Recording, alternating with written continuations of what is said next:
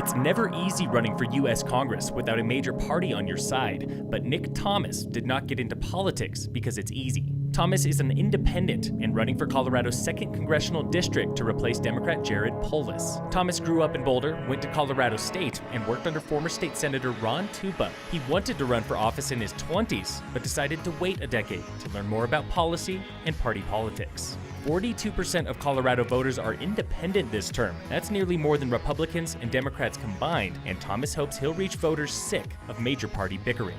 Before the election, we spoke with Thomas over the phone about his mentors, his platform, and possible solutions for a broken Washington, D.C.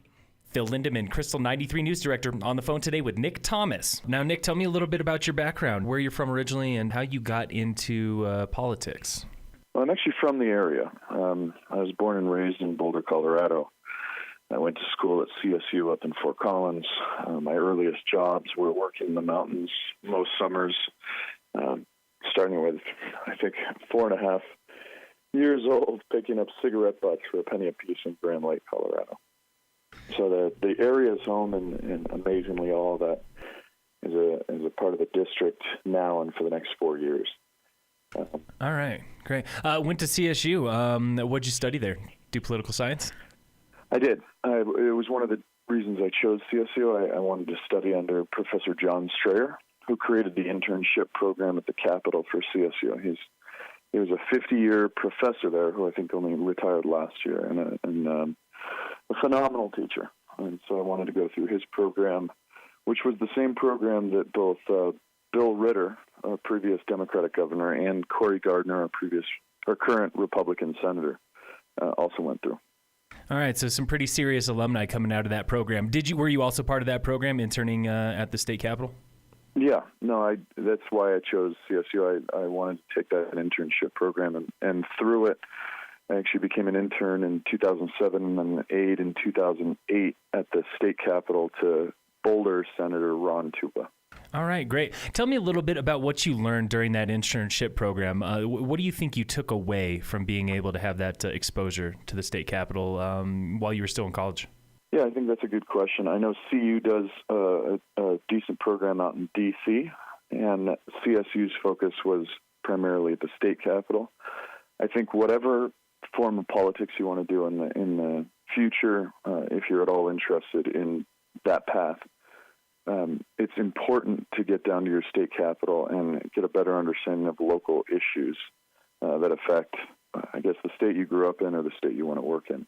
And for me, that was no different. I highly appreciated the experience you have working on an array of ballot initiatives and then an array of basic normal legislation that would actually impact where I lived and my day-to-day life. And in fact, one of the pieces did. I know during the time I was down there in 2007, I believe we passed a piece of legislation that made it so HOAs could not ban solar or energy improvements on houses in a community. And 6 months later, when that actually passed, I watched as my parents put solar on their house and was thrilled to death that actually worked and that I had actually seen and experienced good policy in action. All right. So it helped that you had some good experiences. It wasn't all just partisan politics and seeing some of the bickering. You actually saw things go from concept to legislation to change right there with the people. Yeah, that's correct. And I'd say two things on that. One, I was lucky to work with Senator Ron Tupa. This is a lifelong reformer. Although in the end of the day, he's a Democrat, he is somebody who believes that you should have multiple voices and everybody should be at the table. So it actually was him in the House in, I believe, the late 90s who passed legislation allowing for someone like me to run now as an independent with 800 signatures to get on the ballot rather than a few thousand, and in some states, tens of thousands. And then to be able to become a candidate having registered within the last 6 months. So people who wanted flip over are able to do that. I'd of course already been registered as an independent, but he had created for that type of legislation, and I think that's a huge statement on the kind of legislator he was. Okay, and you had direct experience underneath him. You got a chance to work on his team. Let me give you a little background on that. At the Capitol, if you want to intern, easy. You can hop in as a high school student or college student. You're unpaid, and they can have any number of interns in each office. And sadly, they don't actually have enough. So it's one of the things I mention when I go speak at high schools, particularly, is, women and men, look into this opportunity as you get down the road. Even if you can't stand politics, it's a good way, it's a good opportunity to get your chops wet and get some experience in how the government that you will be living in for the rest of your life works. However, there is also the aide position. So all senators and I believe House reps as well get one aide paid for by the government or by our tax dollars. I think it's $10 an hour for a certain number of hours over the legislative season. It doesn't cover the whole thing, but yeah, everybody gets one single aide, and I was honored to actually be his aide in 2008. Okay, great. Perfect. So how did you then go from working at the Capitol as an aide to now running? What made you decide that now was the best time for you to run for Congress? Well, I'll take it back for a sec. The reason I actually originally got into politics, which later allowed me to choose CSU, was in 2004. I had the incredible opportunity to live with Miss Coretta Scott King in Atlanta, Georgia. She is a family friend, had been a mentor. This was Martin Luther King's widow. Yeah, absolutely. And while living out with her and basically actually doing security for her, but we discussed a number of things, and she was the one who said, given your personality and some of the things you want to do, I think you should look into politics. And we had a friend that was able to facilitate that. So I went down to the Georgia State Capitol in 2004 and started working for a lobbyist, actually, to sort of learn that side of it as my intro to the entire process. And that's where I kind of fell in love with it, and then took it back to Colorado, transferred to CSU to study under Strayer and take on that internship program. So it's been 15-year plus part of my life. And whenever I'd leave or whenever I'd go off and do tech for some periods, whatever other industry I've worked in, politics has always kind of been there or part of it, or at least in the back of my mind, and something I knew I'd return to. Now, why I launched now was not a planned out exploration. It wasn't something I had any intention of doing specifically this young. At 34 years old, I would be one of 8 millennials in Congress. And I haven't even paid off my student loans. It's not an optimal time, but at the same time, I happened to be out in D.C. last June when there was the shooting at the congressional baseball practice. Mm-hmm. And when I heard, probably many of your listeners have heard about this, and it was sort of a horrific statement on where we are. There's sadly a lot of shootings in our day-to-day, but this was somebody who walked up to a field and said, are these the Democrats or are these the Republicans? And when one of the aides walking away said Republicans, he drew his weapon and opened fire. And, if you suss that out a little, you might make the assumption, as I did, that, if somebody had said, this is the Democrats, he could have walked away and looked for the other group. So this was somebody who was not just bent on killing, but on the idea that the other side, whatever side that may be, was so evil that he couldn't speak to them, but had to kill them. And we've seen that on both sides. We saw that with the attempted shooter at the pizza place a year ago or 2 years ago, where he thought Hillary Clinton was running a sex trade in the basement or something crazy. Yeah. But, we've seen this on both sides. It's scary, and it's endemic of where our society and our media is pushing towards. And upon witnessing that, I hung around for the baseball game to be supportive. I ended up sitting in the stands with an old friend, John Lewis from Atlanta, and the congressman and I talked about the state of the world and why we had gotten to this place and what had happened the day before.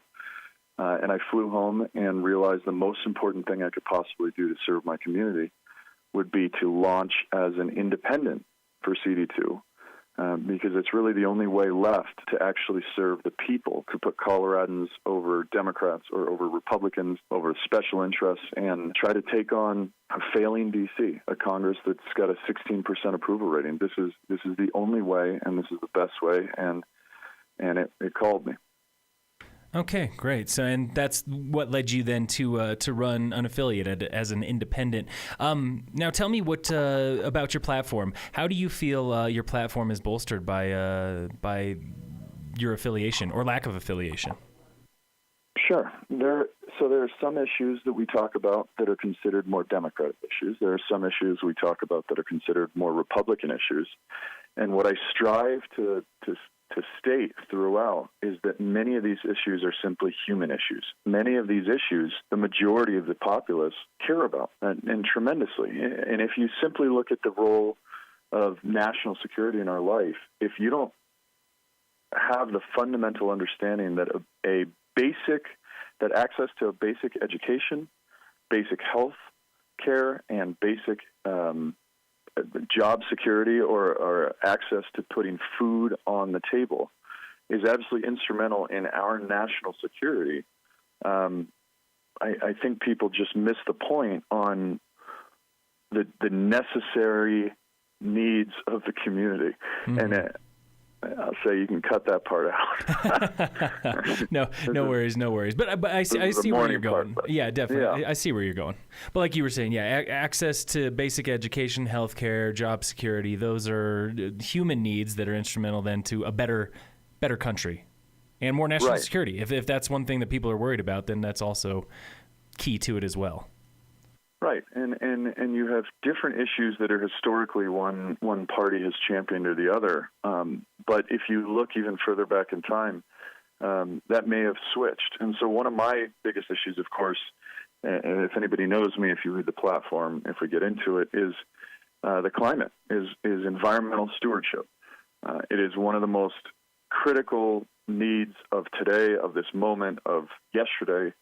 And yet it's actually a bipartisan issue. We all have children, whether they're red families or blue families, that are going to experience a climate shift if we don't immediately step up to the bat and move more and more toward renewables. And I think people who particularly live in mountain communities and see the change in the seasons, see the snowpack fall, see the water issues rise, realize that even to a more extreme point than people living in the cities who can be a little bit guarded from it, which is a sad thing. But then if you look at this issue, which currently is sort of controlled by the Democrats, in reality, when you look back at major legislation, the Clean Air and Water Act, this was passed by a Republican, Nixon.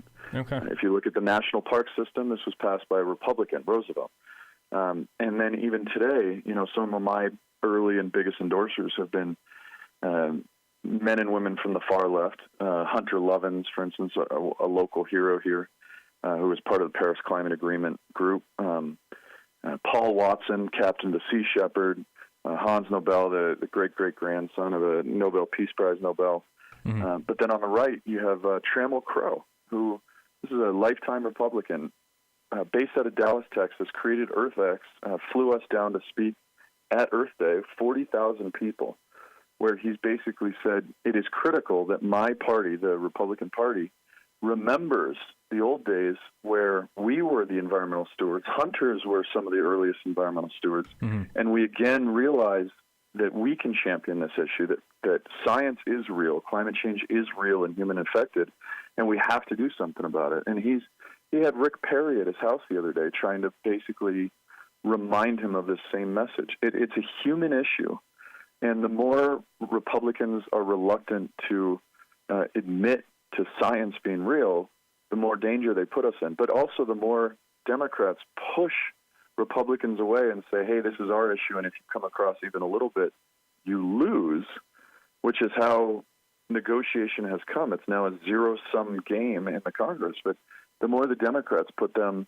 in this place, the more we lose. So it's, both parties are culpable. Both parties are to blame. Okay. Great. When it comes to some of the other issues, I know that you got, social progressivism, equality for all, fiscal responsibility. What are some of the ones that you have had the hardest time reconciling with being an independent? What are some issues that you feel are either owned so much by one side or the other that it could be difficult to be that, that middle voice? I'll tell you, in this moment in time, there are not many policies that one side or the other really owns because they've failed at most all of them. And here, another good example of that is when I launched, I said socially progressive and fiscally conservative.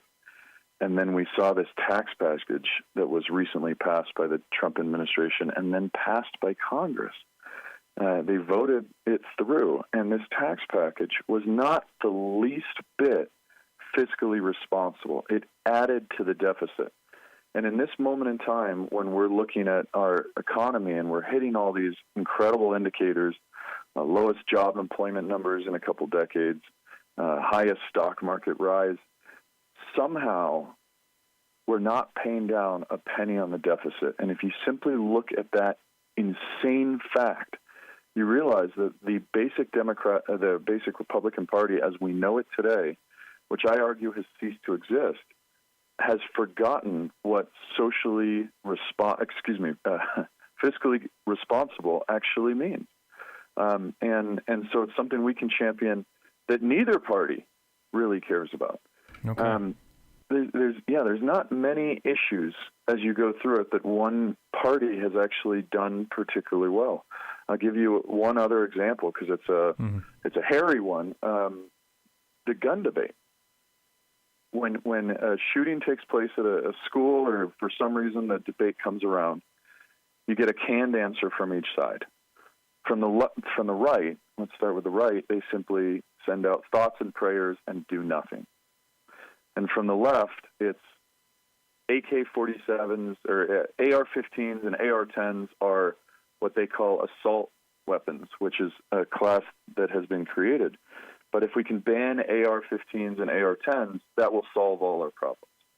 And those may not be necessary weapons, and certainly there's gun show loopholes that should be closed and high-capacity magazines that should be gotten rid of. But the idea that banning an AR-10 and AR-15 is going to immediately solve violence in schools is insane. It is not honestly dealing with the situation at hand.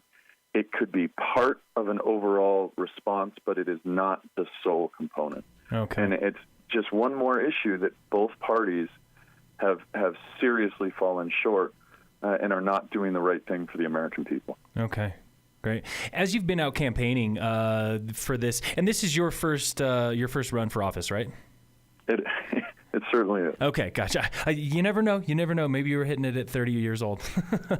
But it's a funny story. Mm-hmm. Most people don't realize it. I actually, when Tupa retired in 2008, term limits, so forced out, retired, when he completed his mission, I was so enjoying his job and everything that he had accomplished and we were accomplishing together that I looked into running for his seat. And I don't talk about that much because I was, 20, 21 or whatever it was. I was quite young enough that I didn't realize it would be better to go through the House first or better to get a little more experience. But I thought, I know this guy's job. I'm helping do it every day. And I got ready to launch a campaign for it, did all the prep work, and then found out that there was a gentleman named Raleigh Heath who was recently in one of our seniority positions in the Senate before he too got term limited. But he was going to launch a campaign, and boy, in Boulder, Colorado, you don't run against the Heath. And so instead I pulled out of that race and ended up doing all the video work for his campaign. Okay, gotcha. So you got involved somehow. I got close. Gotcha. Yeah, now that's a fun little fact. Even a decade ago, you were thinking it's time to get in there and time to run. As you've been campaigning and as you've been out on the independent platform, what kind of pushback or praise have you been getting from people? What have people been saying about the fact that you're saying not this party, not that party, more country? Well, it's funny. You get two very different responses. One, you get an amazing amount of people from all sorts of backgrounds and lifestyles and different parts of the aisle, if you will, the political spectrum, who will come up and thank you. And heck, when we were doing our signatures to get on the ballot, so I needed 800 signatures. We got about 1,300. But as we were going around and getting signatures, and particularly in mountain towns, you'd walk up to somebody and say, hey, would you mind signing this? It allows me to access the ballot. You'll see me in November. And a lot of times the response would be, no way. Politics is terrible. Politics is broken. And I'd say, well, I'm running as an independent. And eyes would light up. Well, I'm registered as a Democrat or I'm registered as a Republican, but I can't stand the party. And great, I'm so happy to hear it. You're doing the right thing. And they sign it. And then the flip side, and the more negative at times, is people come up to you and say, what are you doing? It's pointless. An independent can't win. Or even worse, what if you split the vote? And it's not about whether you're doing the right thing or running the right platform. It's what if you split the vote? You get that from Democrats a lot. And my basic response to that is, one, in this district, which is the most gerrymandered blue district in the state, even if two Democrats ran against each other and against a Republican, they would still both beat the Republican. There's no chance of splitting the vote, if you will. Okay. And I'm an independent. I'm not a Democrat. But the second piece of that is, we as independents, I represent the largest voting bloc in CD2. There are 209,000 unaffiliated independents, 175,000 Democrats, and 133,000 registered Republicans. And that trend is growing. Since I launched a year ago, our numbers have greatly gone up, and the other two have actually gone down a little, because in 2016, we had that piece on the ballot that allowed unaffiliated or independents to vote in a primary without being registered in the primary. Mm-hmm. And it allowed a lot of people to go back to where they felt more comfortable. Okay. The second thing that I implore people to understand is the best thing the two parties have done together is work together on keeping anybody else out and pushing this fallacy of splitting the vote. And so the two other things people need to realize are the Ross Perot effect costing HW his second term, and the Ralph Nader effect costing Al Gore, and the Jill Stein effect possibly costing Hillary the presidency. One, all of those candidates represented green or libertarian style parties, which is always going to be 4 to 6% of the vote. We are 42% of the vote. Independents across the country are 42% of registered voters. And on top of that, the idea of blaming somebody like a Jill Stein voter for voting for Jill Stein, their conscience rather than the lesser of two evils, is completely ignoring the 45 to 50% of Americans who simply didn't vote at all, which is it's killing our system. It's killing our system, and you can hear it in my voice. It makes me angry when I hear this, because that's where people should be angry, and that's where people should be trying to find solutions. Why are half of Americans not even voting? It's because they're so turned off to the process by things like that they feel like, what's the point? And the final thing you should know, and your listeners should know on that front, if you look at pre-registered voters in this district, which is your 17-year-olds, or those who can vote in the next election but currently are not eligible due to age, you've got 1,000 Republicans, 1,500 Democrats, and 3,600 independents. So, more than both of them combined. This is a trend that is not only not going away, but literally speeding up. And whether we're able to pull off this win, whether the majority voting bloc is able to look at us and say, hey, this may be historically a lower voter turnout, and we may split left to right 2-1 in this district, but at the same time, we chose to register as independents or unaffiliated because for reasons ranging from we're sick of the system, or we don't feel comfortable with the system, or we don't feel like normal politicians actually represent us, whether they come together and we win in 25 days, you will see this wave continue across the United States at an accelerated rate in 2020. Okay, so you really do believe that this is almost leading to the future. Could be potentially not the end of party politics, but the end of that bipartisan split, that one or the other split? Yes. Or hopefully. Well, hopefully, but I don't think we need to lose the Democratic Party or break apart the Republican Party. I think they've already done that for themselves. I think what I'm actually doing, if they looked at this through a positive light, we are trying to bring the two parties back to what they historically were created for. We're trying to remind them that they can't just expect to vote and so ignore the population and vote for legislation that basically makes the people in service rich without actually taking care of the common American. We're not trying to kill their parties. We're just trying to bring them back toward some semblance of good democracy. And so I think in this moment, the Republican Party, as we know it, has ceased to exist, and there is only the party of Trump. And moderate Republicans have been thrilled to hear I'm running, because as Bud McFarlane, Ronald Reagan's national security advisor, said, he flew out and endorsed me on Veterans Day. And he said, as a lifelong Republican, I couldn't vote for a Clinton, but there was no way in heck I was voting for Trump as the head of my party. We need a third path. And then you look at the Democratic Party, and I've often compared them to a plane flying along on fire, and everyone inside of it is focused on who's sitting in first class. They're not putting out the fire.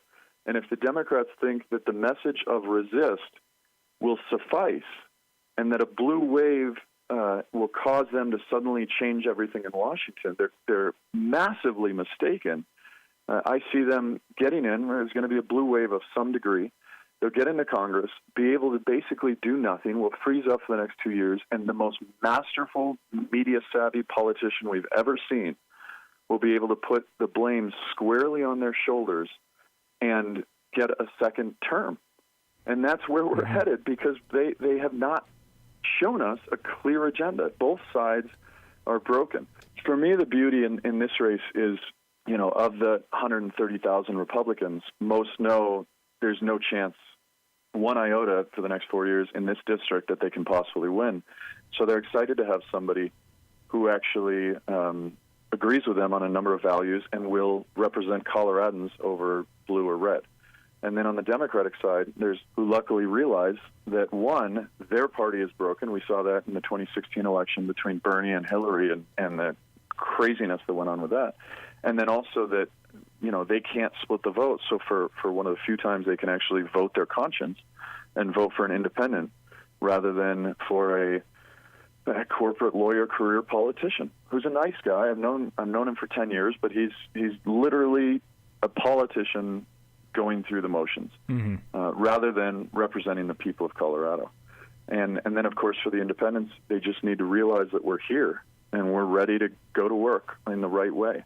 Okay. And boy, the final thing, I'm sorry I'm pushing this, but the final thing that you should hear and that some of your viewers might appreciate is the way to understand that what I'm saying is accurate.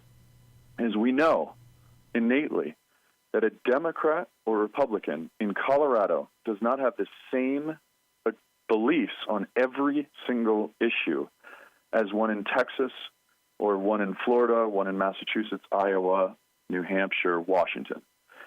And yet, every time we see major legislation passed, including this recent Kavanaugh vote, we will always see a party line vote with maybe one person crossing over. This time it was Joe Manchin. But you see a party line vote. And that right there should tell you that the politicians, your representatives, air quotes, are representing the leadership in their party and not the people in their district. And that was one of the big things that I wanted to talk with you about. I know I mentioned at the forum. I just wanted to talk more about, why run as an independent, why you think this is important. And it reminds me a little bit,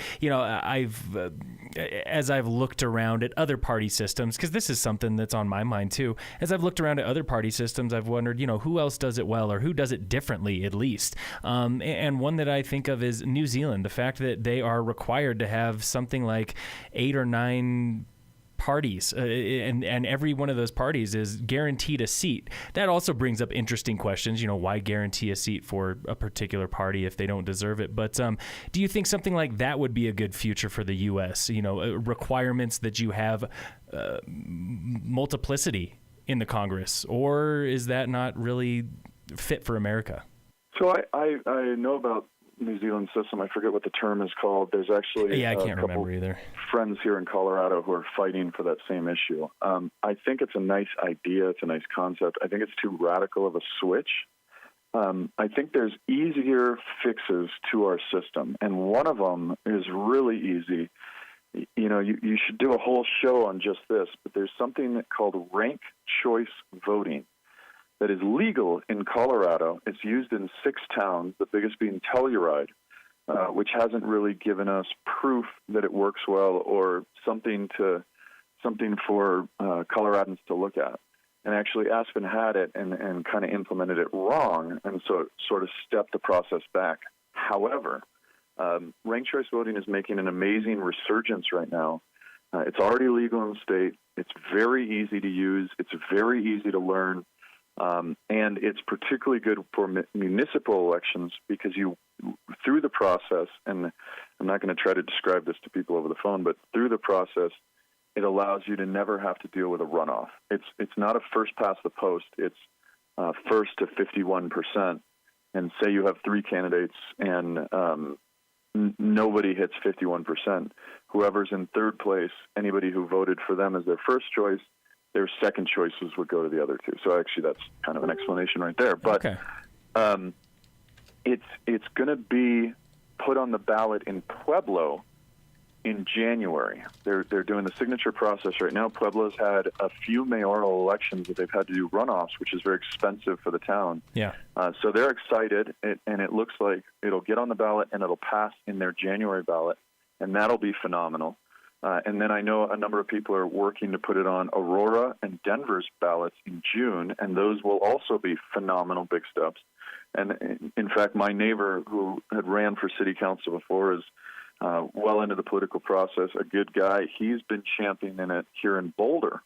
And then we've got another guy doing it in Fort Collins. So it's coming around in a number of cities that will actually be a good representative model to look at. And then hopefully when people start to hear the words ranked choice voting, understand the system, realize how helpful it would be, we'll possibly, shoot for the stars, but we'll possibly pass it on a statewide initiative in 2020. Okay. And I'll tell you, with ranked choice voting, it would give libertarians a shot. They have 0 shot right now.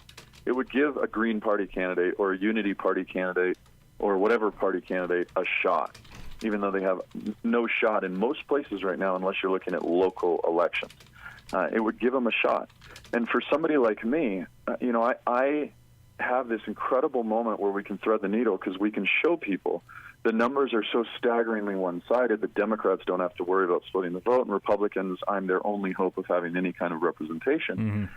However, if you were running in a normal district or something like a Kaufman-Crow district where an independent or a third-party candidate wouldn't have a shot whatsoever because everybody's worried about splitting the vote, with a ranked choice voting system, you are able to vote your conscience first and then put at number 2 your Democrat or your Republican and know that the third party would not win and you would not cost the other side the election, because unless they're getting 51%,